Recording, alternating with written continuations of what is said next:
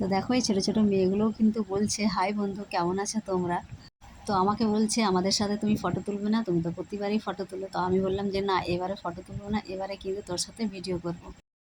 তো দেখো এটা হচ্ছে মন্দিরের পেছন দিকটা। আর এখানে জায়গাটা এতই সুন্দর, মানে এখানে এলে আর তোমার যেতে ইচ্ছে করবে না। একটা বড় মতো পুকুর আছে, আর পুরো ফাঁকা, চারিপাশটা ফাঁকা, সবুজে একদম সবুজে ভর্তি। তো এই যে দেখতে পাচ্ছ, এই চালাটাতে কিন্তু খিচুড়ি প্রসাদ খাওয়ানো হয়। অনেক মানুষকে দেখলাম খেতে, তো আমি যেহেতু উপোস করি আমি তাই খাই না। আর এই যে এটা হচ্ছে রাস্তাটা, আর ওটা হচ্ছে আমাদের গাড়ি। তো আমার তো এই জায়গাটা ভীষণই ভালো লাগে। দেখো কি সুন্দর কৃষ্ণচূড়া, মনে হয় এটা ফুল। তো এখানকার পুরোহিত মশাই আমাকে এতগুলো প্রসাদ দিয়েছে যে আমি খেতেই পাচ্ছি না। বলছি বারবার যে আমি খেতে পারবো না, তা বলছে না, তুমি এখন আছো, তো এখন ভিডিও করতে করতে তুমি এখন খেতে থাকো। তো সেই ছোলা আর 4টে মিষ্টি দিয়েছে।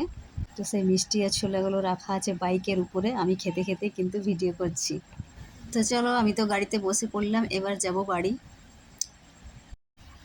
তো দেখো গাড়ির চাবি এখন খুঁজে পাচ্ছে না, তো কোথায় চাবি ফেলে এসছে জানি না, এখন খুঁজে পায় কি না দেখো।